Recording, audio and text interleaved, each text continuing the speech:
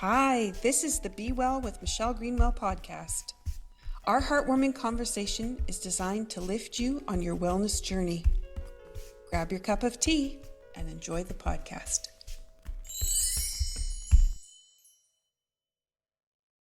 Real. Developing Trust with Therapeutic Touch, we have Tanya Levy and Stefanie Butschek today. Have you considered that your inability to move forward to get different results might be held back by your ability to trust the outcome, the possibilities, or even the success? What role does trust play in your daily decisions and in your well-being? Today, I'm joined by two amazing colleagues that I meet with once a month to exchange therapeutic touch sessions. Tanya is a counselor out of our local college and a registered practitioner for therapeutic touch. And Stefanie Butschek is the member chair for the Atlantic Therapeutic Touch Network and is also a registered practitioner for therapeutic touch. I'm a registered practitioner as well, and I share my passion for TT through ATTN, as well as with the Canadian Association of Bioenergetic Wellness, or we like to just refer to it as Can Be Well, and that's where I sit on the leadership team. So today we're going to dive into some topics that we love in the areas that we work. Hello to the two of you. Hello. Hello. We always begin our TT sessions by bringing up a subject for consideration. And this week it was a doozy. We went into trust and off we went. And we just felt like this was a topic that needed to be really discussed further, but through the filter of therapeutic touch. And that's one that isn't often talked about in that capacity. So that's where we're going to take our dive today. And I want to just ask Tanya first, what tea did you make before you got on the call? So this is fit as a fiddle. So I'll show you what it looks like in the pot. It's a beautiful kind of reddish color.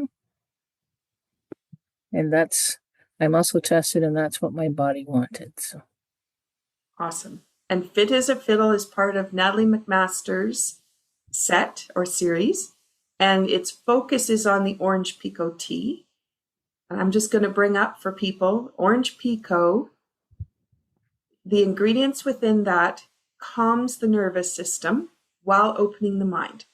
So as many people will often think they're just getting a caffeine fix, it's actually not that. We have this opportunity to change our nervous system through a cup of tea. So thanks for choosing that one today, so I could say that piece. Stefanie, what have you got? I have a green tea. I like green tea with honey and ginger. Beautiful. Beautiful. And green tea, for those people that maybe haven't tried green tea, when you don't boil the water, it keeps it going from going bitter. And that's really important. I talk to a lot of people that don't know that, and they just assume green tea is a bitter tea. And it actually is a very mellow, full body flavor and can be just, it's like a warm hug actually for me when I'm drinking the green tea. Yeah, beautiful. So today we're going to highlight honeybush, which comes out of Highland Splendor, which is the tea I've got in my mug today. And the affirmation for it is, from the top of the mountain, we are inspired. And as we're talking about trust today, I thought this was a great place for us to think about if we're on the other side of trust, or if we've climbed the mountain to gain trust, and we're standing there and we can look, where are we now? What do we see? How big is that picture? What would we have missed if we hadn't have chosen to trust? And so I wanted to draw your attention to that idea, but then bring in two ingredients. So honeybush. This is very similar to a rooibos, but it has a soft honey flavor that brings in a little bit of sweetness without adding any sugar. It's great for softening bitterness in black tea or green tea. So you'll see it a lot of times in the blends that I use at the Cape Breton Tea Company. Honeybush is a protector for us. It supports our circulatory system and the way that the heart functions. And with it being a protector, we can release our need to hold back from trying new things or moving forward. So there's that little trust piece in there. Then we go to the Earl Grey. So I talked about the black tea as having an opportunity to calm the nervous system. Earl Grey works the same way, but because of the bergamot, not because of the black tea quality, but the actual bergamot infusion that it gets. Sometimes it's through the flower, sometimes it's through the essential oil. It is a great ally for trying something new or building trust to move forward. That's actually its essence. And most people, when they engage with the Earl Grey, it has a regal feel to it. So a lot of times they just talk about part of the monarchy or part of being at the top of something. So again, if you're thinking of the top of the mountain, this is a great way to think about it. So with these two powerful herbs and the teas that you brought on today, I say cheers. Thank you for being here. And slàinte. Cheers. Cheers. All right, so that sets the stage for us. We have our intention set. We have the power of the herbs bringing us forward. And now what we'd like to do is actually do what we do in Therapeutic Touch, which is offer a meditation. And Stefanie's going to offer one compassion meditation. All right. So everyone, make sure that you sit in a comfortable position. Make sure that your feet are solidly on the ground.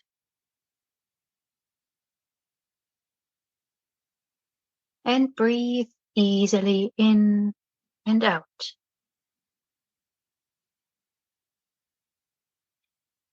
This meditation is called compassion. We all deserve to be treated with compassion. That compassion can start with how you treat yourself. Your value is not what you do. Your value is who you are. That value is intrinsic. Don't let anyone take this away from you. Don't let anyone convince you otherwise, especially yourselves.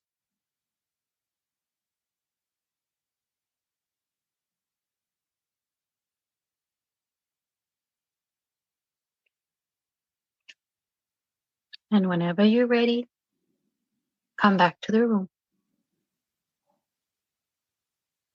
Beautiful. Thank you, Stefanie.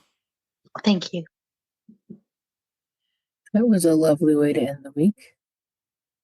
That's true. Mm-hmm. We got to start the week with it, and we got to finish the week with it. Yeah. How grand is that? So Tanya, why don't you start our conversation off by sharing a little bit about what it means to learn therapeutic touch and how it helps to hone the skills that allow us to trust.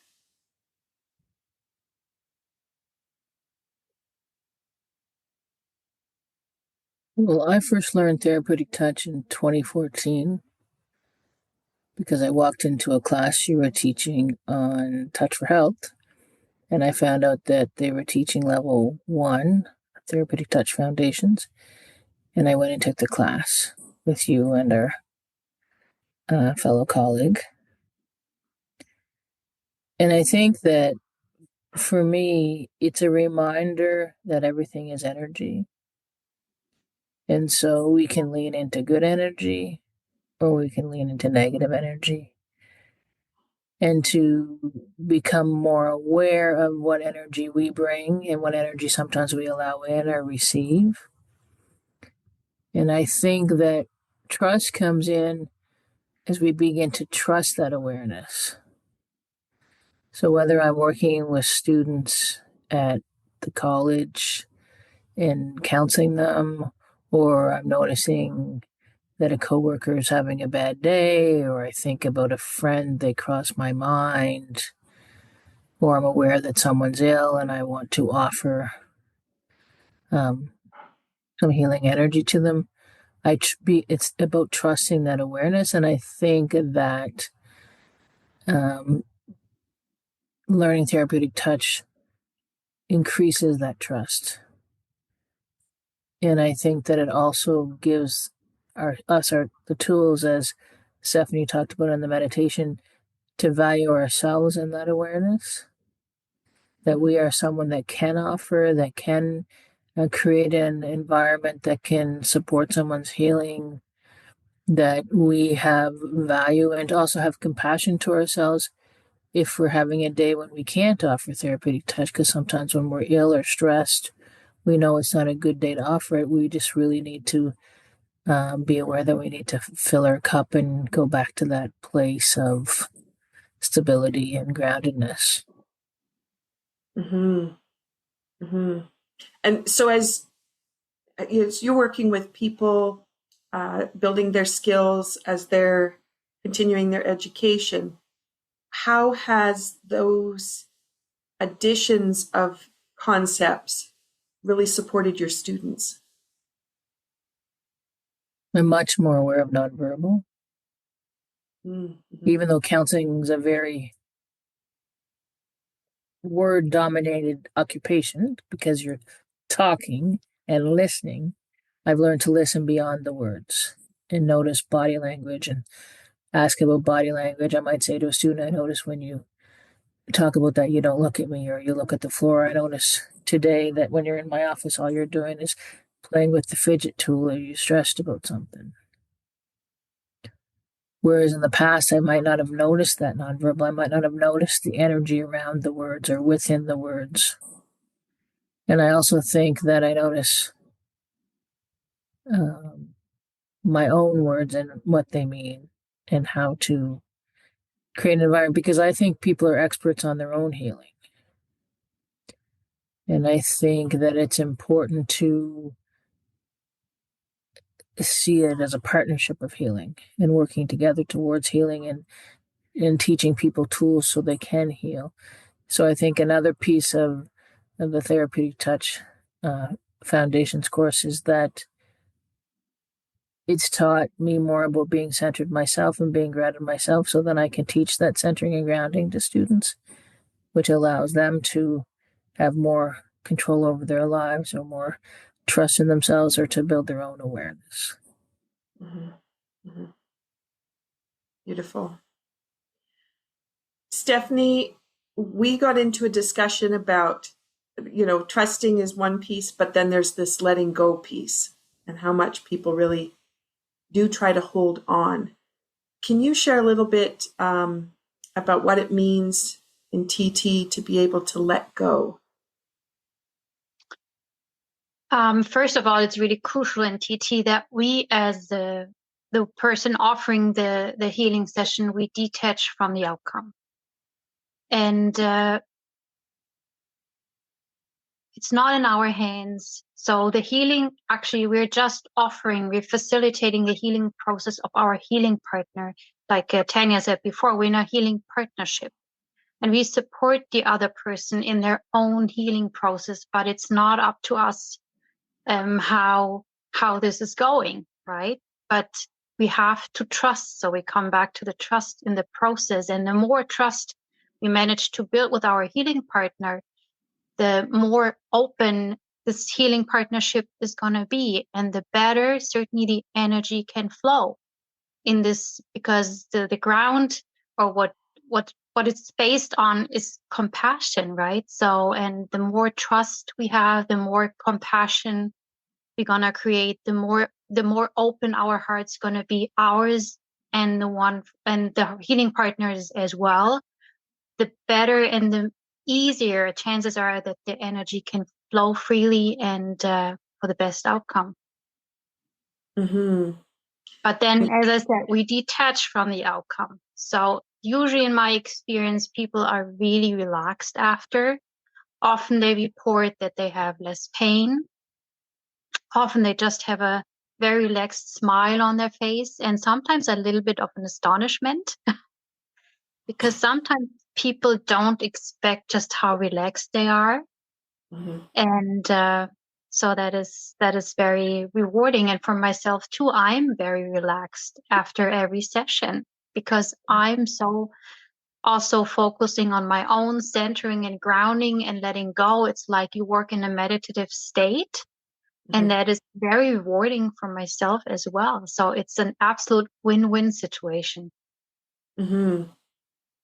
And I know we talked about that letting go of outcome, because a lot of times when people are trying to support each other, we want them to be better, but that isn't our journey. It isn't our responsibility. What we're there to do is support and then trust in the process. And when we open in that trusting piece, then things can change. And I just think that's just one of those lovely nuggets of therapeutic touch, because so much of what we try to do, we try to push to get that result. We don't. We always only offer. Mm-hmm. And that is a very big difference, right? So we just offer. And then it's up to the healing partner if he wants to take and accept and process and support themselves, or if they don't. There might be reasons why they won't, but that's not up to us to judge or even to analyze. Mm-hmm. Mm-hmm. I often think of it as giving over. Mm-hmm. Like if I'm working with a student and I'm really stuck in a specific outcome, like I really want them to be successful in a course, for example, and they're not doing anything to be successful in the course for whatever reason of what's happening in their life at the moment. But I have faith that they're going to figure it out, and they're ghosting me. And that's usually when I sit down and I say, okay, I've done everything in my control, probably too much. I've offered. So now I need to give over to the universe, give over to, it's kind of like the serenity prayer. Get me the wisdom to know the things that aren't in my control, Mm-hmm. and giving over. And I think sometimes it's an important reminder that really I was never in control to begin with. Mm-hmm. I think control is an illusion, and the more therapeutic touch I do, the more I realize it's this whole process of offering, and then the healing partner chooses how they respond. And it's the same thing. And if I wake up in the morning and I say, my intention today is offer divine love, and those who choose to receive, receive, and those who choose don't. But all I'm going to do is offer divine love. The day flows so much easier. Mm-hmm. Mm-hmm. I agree. And I was saying to my Tai Chi class last night that same thing about setting up my day, offering out, and if they needed something, to just pick it up, and not to make sure that they connect with me to find out if something's going on. How can they get into a class? How can they? None of that. Just if you need something, then just ask. And I think so many people too forget to ask. So they hope the universe is going to have their back and they're going to be able to heal, but they also haven't asked. So they have to make that extra piece in that way. Yeah. Or to set an intention, you can put it that way too, which is a crucial piece as well, right? If you don't know what you want or how you want to, it's really important to figure out how do you want to, if you have some pain, how do you want to feel if it would be gone? And then focus on that. Focus on a positive outcome, whatever it's going to be.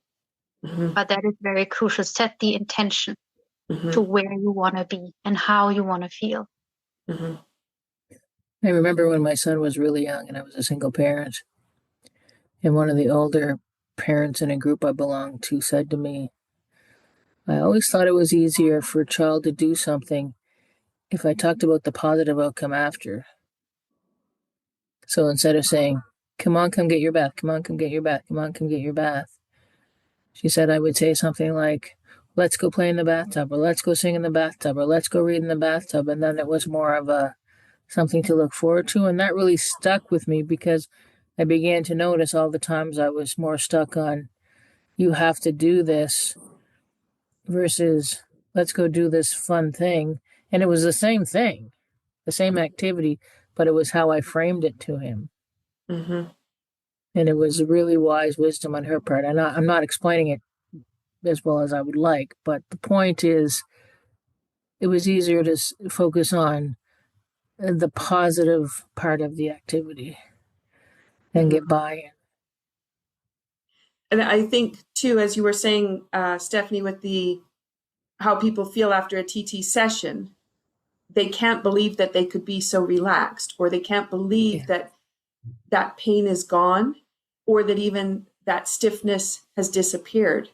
And that realization that it is possible and it can be achieved again. And one of the things that over the last few weeks for me has been, so many people who've been in chronic pain for a long time, they're always looking for the next pain. So if the pain in the hip leaves, then they're like, yes, but now I have this pain in my knee. And they don't know how to differentiate from feeling good, because they're always looking for the thing that's going to be next, because that's the way it's been. And then to stop in a TT session and be able to realize, I can feel this good, and I could repeat this, and that it's possible to stay here. And then if I'm not staying here after a series of things that have gone on at home, to be able to look at what happened at home that put you back into that stress state. And then at least, if you come back to therapeutic touch, you have this opportunity to bring that relaxed state back again. And it is possible to make that achievement. And that's a hard thing to trust, because a chronic pain person is living in pain every day. And it seems like it just never changes, that it's always there. But that isn't actually true. So that opportunity to think a little bit differently with it. And it's the same with thoughts. Mm-hmm. People who have a trauma history have a negativity bias. Mm-hmm. So they tend to focus on the negative, and that's what they notice. Mm-hmm. And Dr. Hansen talks about focusing on the good, but we have to train ourselves to focus on the good if we're trained to focus on the negative. And I think therapeutic touch is a way to help people focus on the good. Mm-hmm. Yeah. That's a pretty profound statement when you think about PTSD, think about mental health, and that the tool is just sitting there waiting for people to discover it. Yeah. Stefanie, how is the way that you do things at home and the way that you live your life, how's it been affected by the opportunity of the skills of therapeutic touch? What really helped me most is that I really learned how to ground and how to center myself. Mm-hmm. That is the most important part for me and in my daily life. So as soon as I start or realize something is going on, I just try to stop for a second, ground myself, make sure my feet are solidly on the ground. So for me, centering is, I help myself really by breathing. I consciously breathe, and I have to breathe anyhow, right? Mm-hmm. So I just put my focus on it, and I breathe in really deeply all the way down my belly and then out my feet. And usually it's just 1 or 2 breaths and I'm centered. And I'm just off, I'm just out of whatever situation just for a second. It doesn't take long. Mm-hmm. And that already helps so much. So that really, really helped me a lot. And I'm just way more, I was always very sensitive, mm-hmm. but it gave me, TT offered me the tools to work a little bit more with it and putting my awareness, in different ways. So how I perceive energy changed. It's mm-hmm. way more diverse.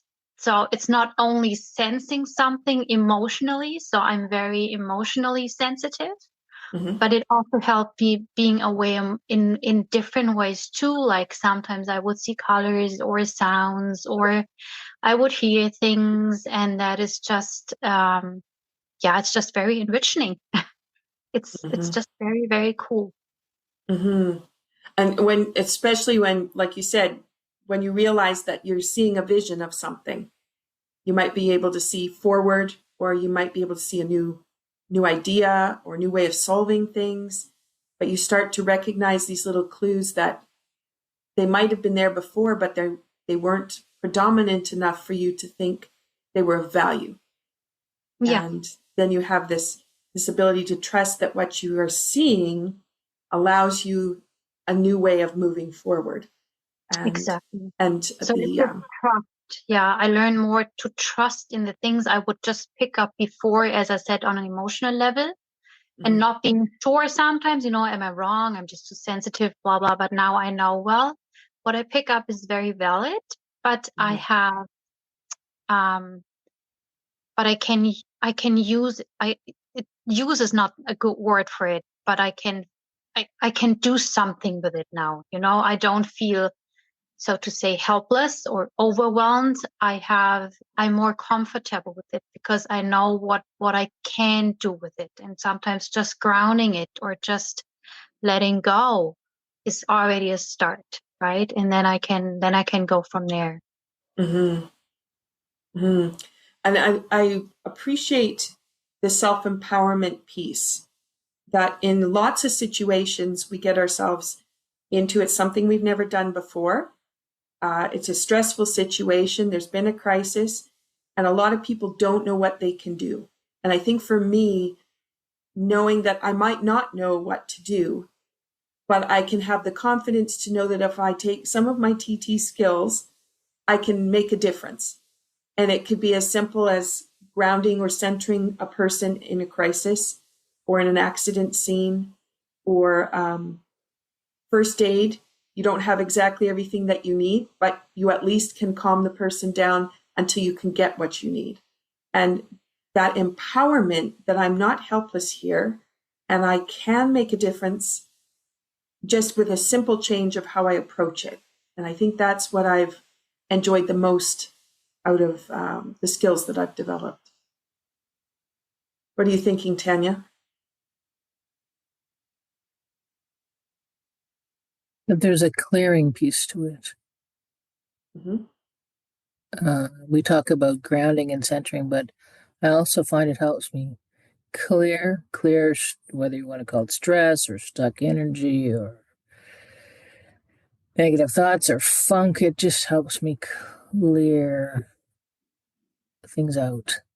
Some people might call it your aura, but to clear, like if I feel the funk building, it's a way for me to, not the good funk, but the negative funk. If I feel it building, it's a way to kind of go, okay, hold on, let's just stop, breathe, clear, ground, center. I think that, and there's been some heavy energy afoot lately with, the various things happening in our world, and I think to have those tools to clear and release and ground and center are so important. And I think it's empowering when we have those tools, because then they're easy to use. They don't cost money. They're accessible to all, right? You don't have to wait for the schedule for an appointment that could be months. You can have daily right now. Here it is, ready to go. Yeah. And like Stefanie, I mean, I heard my whole life, you're so sensitive. You're so sensitive. How come you're so sensitive? And now therapeutic touch is a way to help me be sensitive and embrace it as a superpower, I guess, instead of trying to hide it or make it vanish or pretend it isn't so. And then it helps me help other people that are empathic and intuitive and sensitive, and I'll even go as far to say neurodivergent. It helps me show them that it's a way to be present in our bodies and our lives and feel good about that. And the knowledge that everything is energy, just simple that fact, I find empowering, and that everything is in flow. By knowing that everything is in flow, I can always trust, and I'm sure everything can change too, and it will all the time. And I can be open to it or I'm not. But if I'm open to it, in a way, it's so it frees me in a way, because I know even if I'm maybe stuck in a situation, I know the next second it can be it can change, because we're all energy and everything is energy, and energy is changing all the time and everything is in flow. And I find that that gives me just so much joy, right? Because I know, well, everything will pass and go. And yeah, I love that. And I'm thankful that if I feel stuck in a situation, or I have, like, let's say I have a flare up for my eye, because that's a chronic condition that I do deal with, then I can message you or Michelle or our colleague Natasha or our colleague Paula in Ontario and just say, so if you have any extra energy to offer, could you just offer a little my way?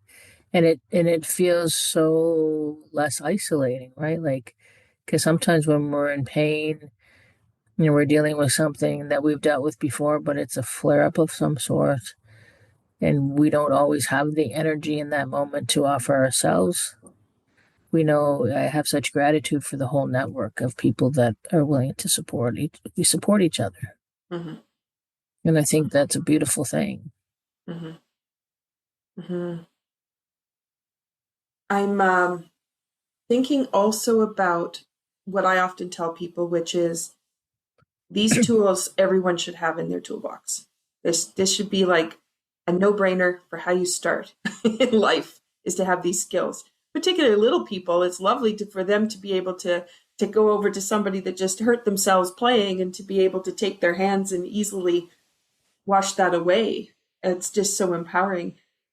But what I wanted to bring forward was, as we do muscle monitoring in the Touch for Health work that I do and some of the other work that I do, many people will have, that we can't trust that biofeedback that's coming in. And what I've learned from therapeutic touch is sometimes what we can't trust is the information because we're trying to listen in a way that we're not receiving. And therapeutic touch has provided me with a way to listen in a different way. So if I'm muscle monitoring, which for those people listening who may not have ever heard this term, what we can do is we can check in with a muscle in the body to find out what's going on in different systems in the body. And we're just putting a little bit of pressure onto, it could be a limb, like it could be on the arm, and just a tiny bit of pressure, and either the arm and the muscles are going to hold or they're going to actually let go. Now, sometimes it's hard to tell. And so that's when they'll say it's not very valid because you can't really be sure. But with therapeutic touch, you have all these other cues that you've developed of, like Stefanie, when you said what you see or what you're hearing, but you also have what do you sense. Your fingertips become quite sensitive to subtle changes in energy and maybe temperature. It could be also the way, as you were describing, Tanya, the way somebody's looking or their body language. And so there's all these other cues that you start to pay attention to. And now that muscle monitoring is important, but not as important as some of the other cues that are coming in. And for those people that work in the wellness industry, I just feel like that's such an incredible tool, because then you really do trust the information that's coming to you. And you can take in so much more information to be able to work with. Is there anything that you've noticed, Tanya, when you've provided those cues to a student and they come back later on and they tell you how they've used them, watching that empowerment come forward?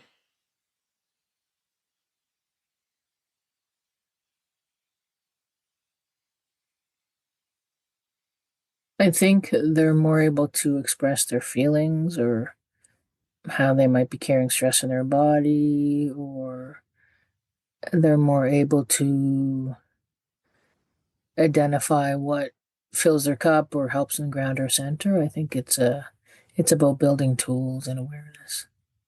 And I think it surprises them because, some students with a trauma history have never really focused on themselves at all. They've just been giving to others or avoiding because it's painful, or they're always in fight or flight or freeze, or they flop or they fawn, but they've never really learned to be in a place of calm and centeredness, and to even get a glimpse of that and to build that space in their lives is, and then to come back and talk about it. Mm-hmm. Mm-hmm. Let's take the conversation one more direction, because the three of us, we get together once a month, we trade sessions with each other, and we usually have one person who's receiving, one person that is offering, then we have one person that holds the space. And I think this is a key place where trust comes in as well, is when we're the person that's holding the space, we don't have to do anything except be present with the highest good, offering that compassion out, and then seeing what happens. You want to describe a little bit for either one of you what that feels like, being in that space and being a contributor without having to do anything? I really like that triad format as well, because it's lovely to just sit there. It's not just sitting there and feeling it, so much more. So you're really in that healing relationship, but in a really profound way, as you're not the one offering or receiving, you're just observing, but at the same time, you're receiving and offering. You do. I mean, because you're just part of it. You just experience how we're all connected. You're just into it. You can't even, you don't stay outside and observe. You're in it. You just realize we're all in it, and that is so profound. And it's so nice to exchange experiences after, and what everyone saw or felt. It's just profound, and just feeling this heartfelt and compassionate and open connection is very valuable. I love that. Mm-hmm. I think we're very interconnected. Mm-hmm. And I think sometimes observing, we notice things maybe that those receiving and offering don't notice, and then it enriches the experience. Mm-hmm. You might notice color or sound, or receive a message, or feel heat or warmth, or just realize that the person receiving the treatment needs even more grounding. Or, I mean, each treatment is unique, right? Each individual, and time and space and moment, and who's receiving and who's offering, and what's happening in that moment in nature or weather, or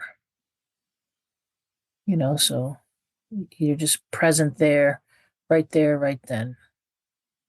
Mm-hmm. And I think being present is, I think the thing about observing is you're forced to be present.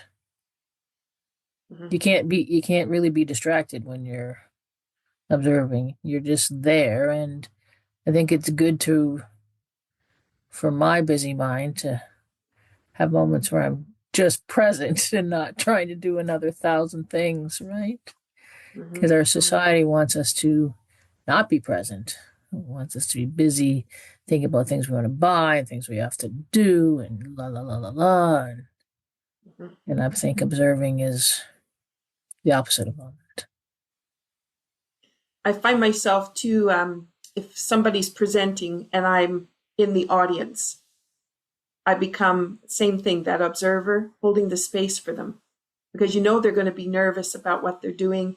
They might be fighting with technology, different things are happening, and to just be able to sit and hold the space. So it's a skill that you develop, but then you don't even realize where you carry it to. But you do take it into rooms. You do take it into conversations with people. And there's a compassion piece to it too. Mm-hmm. I think that human nature is to criticize and judge. And I'm not saying that there isn't a place. I mean, some behavior is hurtful and violent, and But I think most of us are just humans trying to get by. And sometimes when people complain or criticize to me, I just say, I have compassion for that person, for what they're trying to do, for what they're trying to experience. And I have compassion for myself. I just think there's a lot of compassion in therapeutic touch. Mm-hmm. I think that care and compassion is how therapeutic touch began. Yeah. I mean, the leaders who created it noticed that by offering care and compassion um, through hand movement and holding space, people got better. And they're like, what does that mean? And all of a sudden, it was a healing modality. But it began with compassion. And I think anything that begins with compassion is, powerful. Powerful in a way of being divine love. Powerful in a different type of powerful. I appreciate the way that you worded all that. Because, lots of times they'll say, well, what's the research? What's the science behind it? And it really speaks for itself. They got better. That's it. They just got better. And each person is unique. So in what way they got better, everybody's a little bit different. It's whatever was important for that moment, that time. I mean, it goes all the way back to my father. When I was about 12 years old, I said to him, how come your garden does so well, Dad? And he said, because I talk to my plants, dear. And I'm like, you talk to your plants? So A, he admitted he talked to his plants, and B, he, for lack of a better word, offered them love, which is what he did as a father, right? He offered us love. And I think that, as did my mother, in case she's listening and thinks I'm not loving her too. But I think that was probably my first glimpse into this idea that we don't live in a vacuum. You don't just throw seeds in the ground and then they just magically grow. There's a relationship there, a relationship with the energy around those plants, a relationship with the energy around human beings, around plants and animals. And so lots of times I have a sage plant in my office at work and I just put my hand over it and offer it love. And people come in and say, your plants are doing really well. And I go, I know. But it's because I talk to them and offer them love. I mean, I guess that's compassion. Mm-hmm. Mm-hmm. And the thing is when we are compassionate and nurturing, we then become different because we're not rushing through life. We're stopping to notice, right? We're stopping to notice whatever it is around us that's alive. But so many times we walk by a tree or walk by a sunny sky and we don't even stop to notice. Mm-hmm. I might have got a bit off topic there. I don't think so. I think our audience is going to know we're all very passionate about it. But then the value of that, because if each of us in our lives have been so enriched by these skills, why wouldn't you want to know how to do that? Why would you not want to pursue it, be empowered, and then be able to trust what's going on around you, that you have the power, capability to change things and to be grounding and centering quickly, but also to have value in a relationship or a room with other people. Yeah. Any last words, Stefanie? Well, I think never underestimate the value of just being present. As Tanya said, being present in a compassionate and loving way, and just listen. There's so much value to it. Mm-hmm. Mm-hmm. Anything for you, Tanya?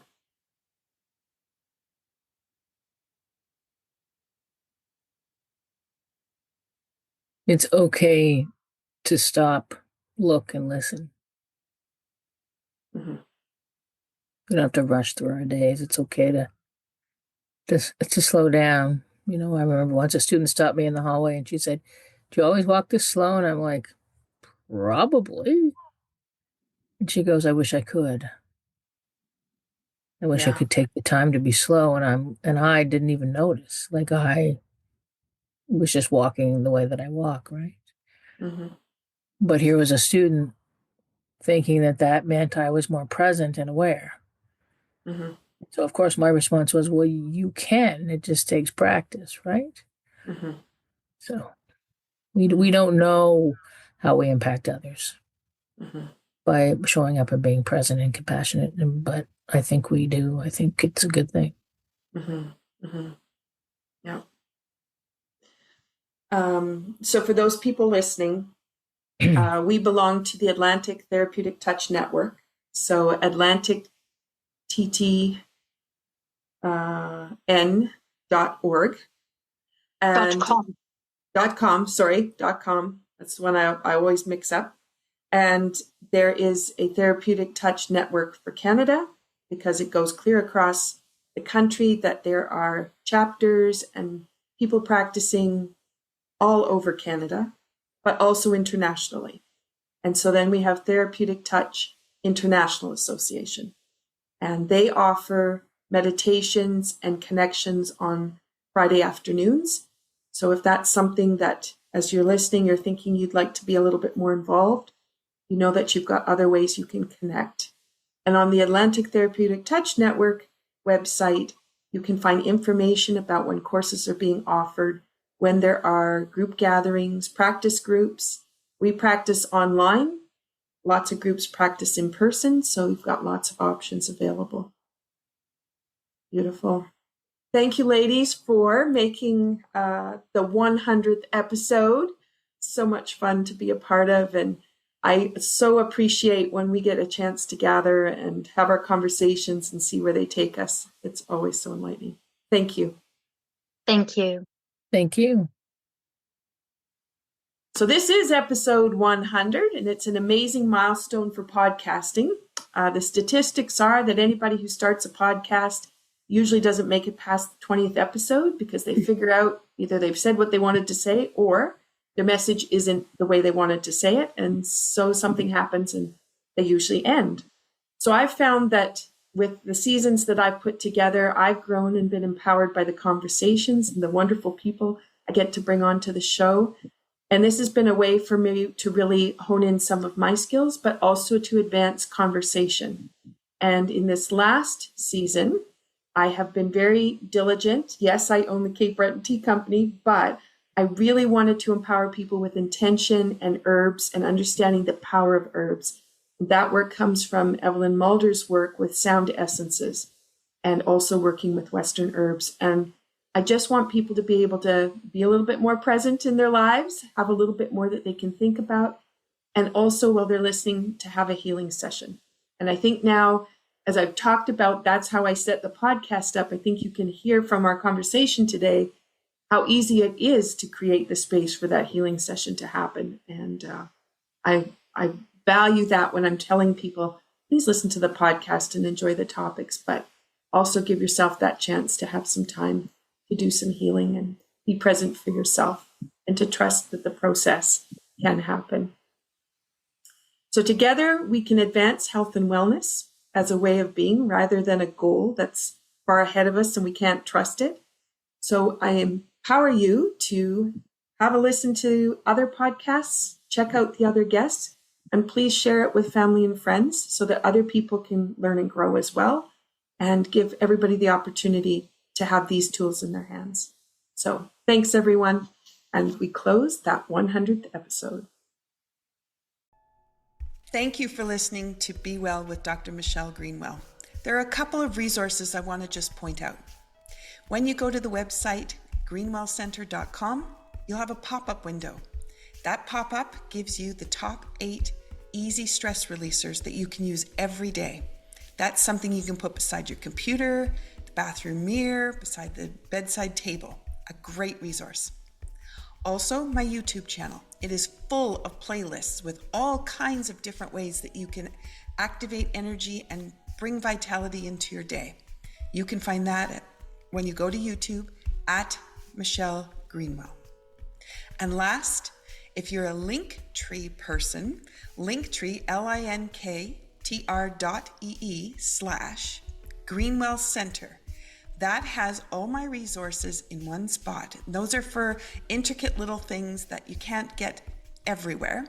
And it's a wonderful way for me to be able to share all the different aspects of the kind of work I do. So thank you for listening. Be sure to drink that tea. And if you want to have the tea blend that was shared in the podcast today, then be sure to check out capebretontea.ca. Have a wonderful day.